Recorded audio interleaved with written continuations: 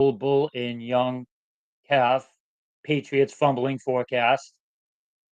What a freaking ridiculous game. Like, what the hell was that? I mean, that was just flat out disrespecting Mike Vrabel. It's bad enough, you get 2 fumbles in a game. To actually have the nerve to do, like, 2 more fumbles, it guys still not holding the ball with 2 hands. It just disgusting. Absolutely disrespecting the coach. Vrabel needs to stop being an a-hole. That's really what he needs. But Stevenson to do it twice, and not just twice. He has a horrible fumble, start the game, just pulls all momentum for us. We're moving the ball. Then he does it on the 1 foot line, 1 foot away from a touchdown. Getting tackled, going down. Does he put 2 hands on the ball? No, no, no. Uses his other hand to put it on the ground, try to get an extra yard, and he coughs it up. You know, Vrabel basically pulled him from that point, didn't give him another carry. And then Gibson comes in and does the same thing. Oh, Lord. He benched him too, brought in Henderson. Henderson luckily held on to the ball. You saw the tight ends every time they caught it, they had 2 hands on that ball, and then Drake May. God, what a sporadic, weird day. It was like either his throw was amazing or terrible. And that fumble, it's just sometimes where it's like, dude, just find a guy that's 10 yards away from you and just chuck it at his feet. If he's covered, there's nothing there. Like your your pocket, your offensive line is not great at giving you protection. When the pocket starts to collapse, if there's nothing, chuck it into the ground at someone's feet. He just keeps taking these sacks and trying to make something out of nothing. And that's what led to that fumble by him. It's infuriating. That start to the game was horrendous. Absolutely horrendous. We did everything in our power to just not give ourselves a chance and get down by like 4 touchdowns. Luckily, the defense got their act together and almost shut them down completely after the first 2 scoring drives they left. The defense played great after those 2 drives. Finally, Vrabel put Tonga in to stop them from gashing us against the run and started mixing it in. Barmore and Milton Williams are not good against the run. They should they need to mix that up more. They put those 2 in every third down when you need a pass rush, even put them in on second and long. They both should not be in there on first down, especially against decent running teams. They're not good against the run. It's as simple as that. Just what a freaking painful game. This game should have been won. We should have won this game. We should have won this game easily. Just idiots. The stupid football. Absolute stupid. I just don't understand how there's 3 more fumbles after you fumble on the opening drive. Like, that should just raise like an antenna to everyone like, "Oh, man, I don't wanna be the next guy to fumble." Absolutely. So I'm gonna make sure contact's coming, 2 hands on the ball. Nope, can't do that. Still gonna shake and bake, still gonna wiggle and just be loose with the ball, no security. Just an absolute clown show. Just so painful. This game should have been won. We should be happy right now. We should be excited about the possibility of being 3-1 going into Sunday night against Buffalo.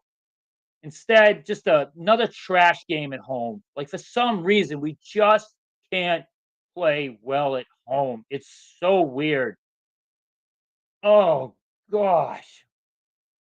Vrabel's gonna start he's gonna he's gonna start wringing necks.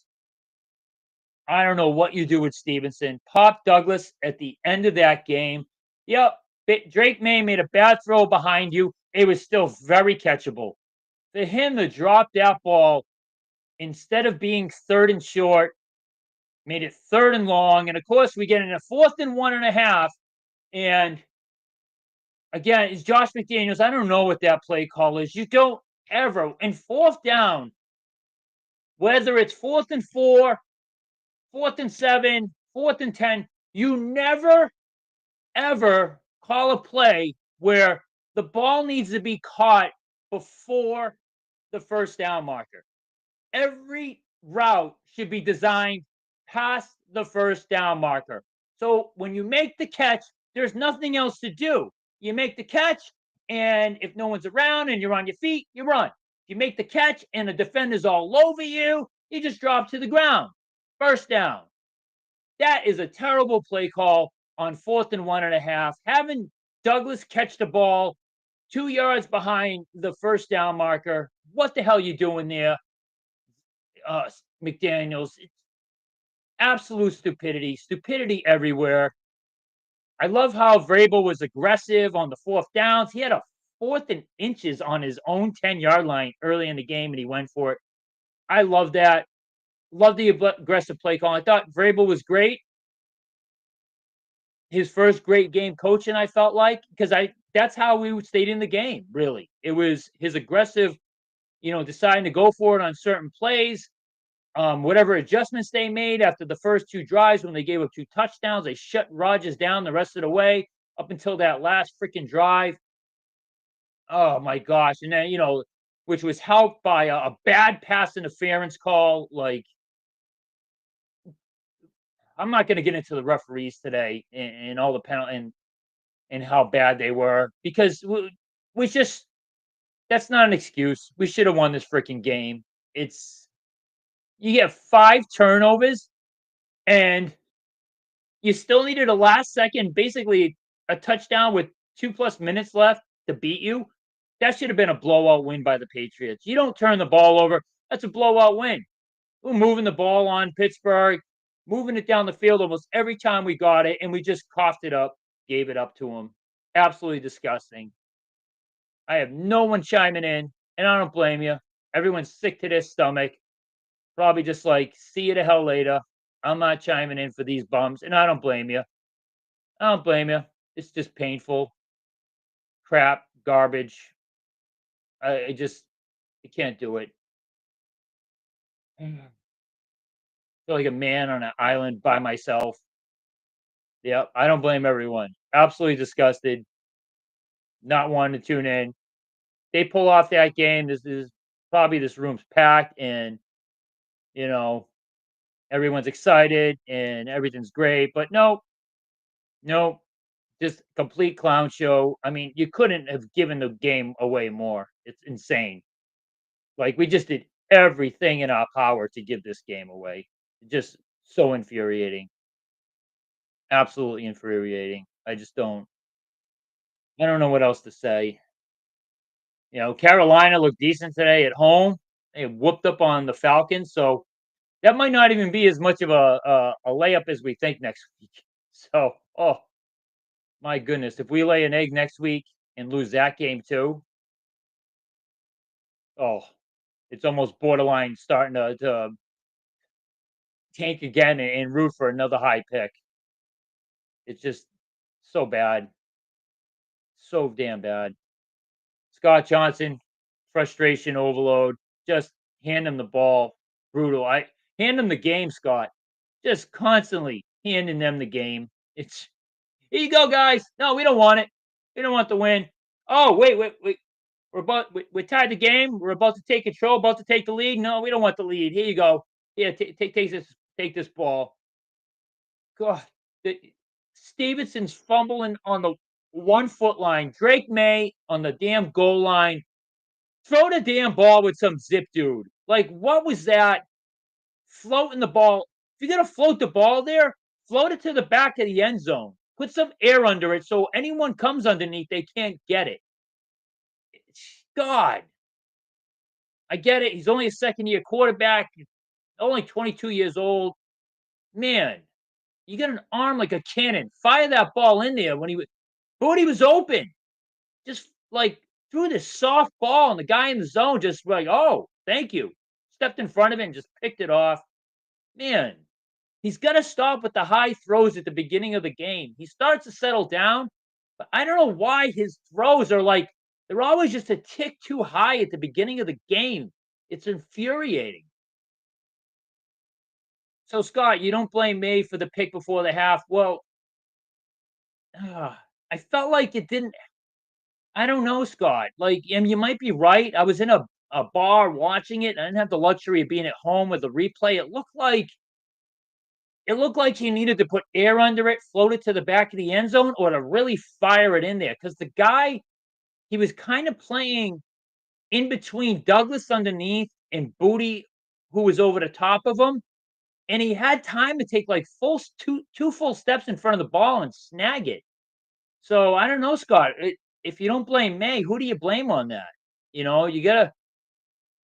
I guess you can say the defender made a nice play. It was a nice play. Don't get me wrong. He read it right. He put himself in a situation where he was kind of guarding two players at once, and then he just guessed right. But I felt like May should have been better on that play.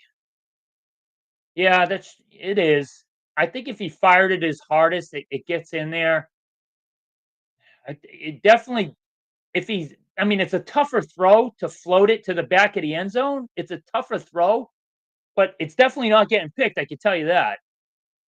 No, no, no, you can't, Scott. You can't throw hard. I'm saying either or.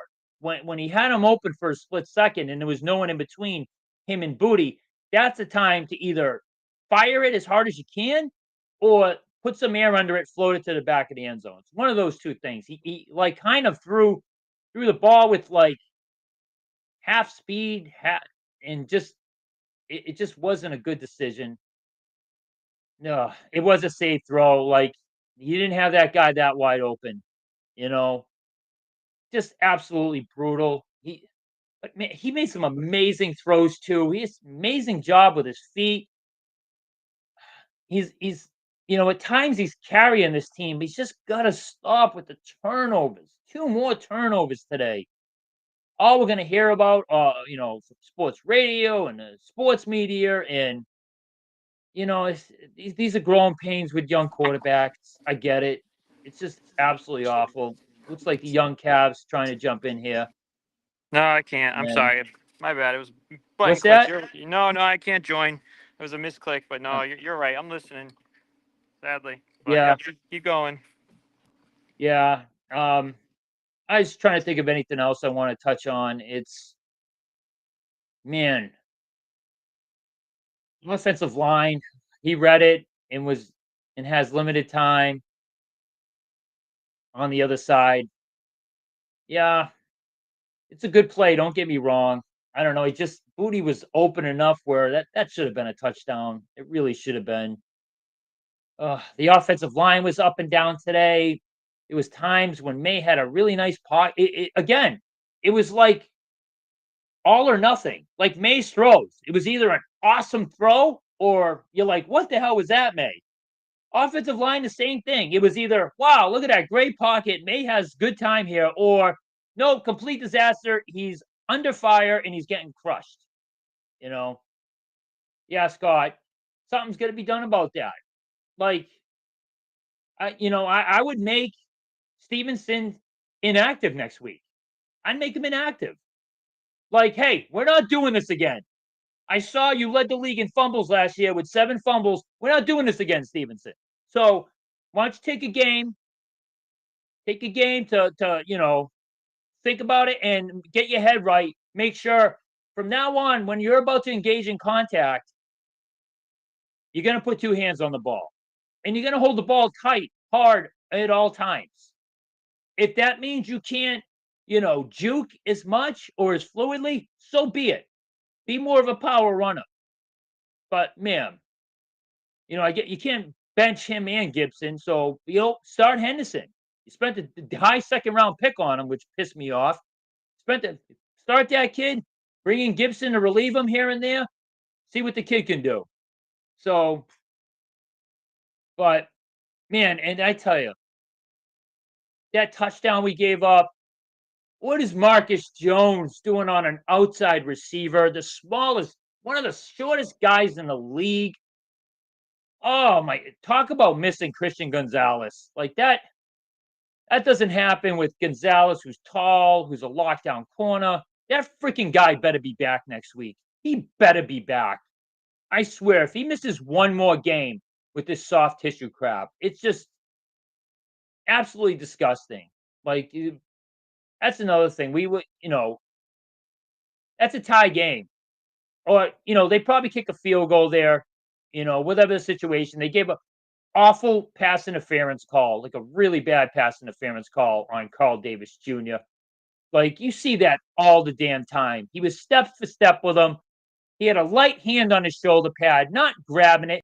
And the receiver had a hand on Carl Davis, too. So they both had a hand on each other. Neither one of them were grabbing each other. This should have been a no call. Absolutely gross there. But I'm not going to complain about the refereeing, even though it was another insane day with so many penalties. Like, some of them are justified, some of them were really head scratchers, but Vrabel's going to get that under control. There's too many penalties. It's really hard to overcome. I know their analytics department is, they have a different view on penalties, that they're not that important. You have enough of them, then it's gonna cause you to lose. It's as simple as that. So, well, Scott, thanks for joining in. Appreciate you. You're the only one who could stomach getting on here. I don't blame you. We had a decent amount of people for the pregame show. Everyone was excited, so everyone's discussing now, and I don't blame you. Trust me, I didn't want to rush home from the sports bar and do this damn show. I want to throw my laptop like a frisbee, but I live in an adult world. Can't do that. Just got to get over it. So, all right, everyone. Well, thanks for tuning in. Please like our YouTube channel. That's the big one. Subscribe to it. Write a comment in there if you can. All that stuff helps us. We always appreciate that stuff. All right. Take care, everyone. Have a good rest of the evening.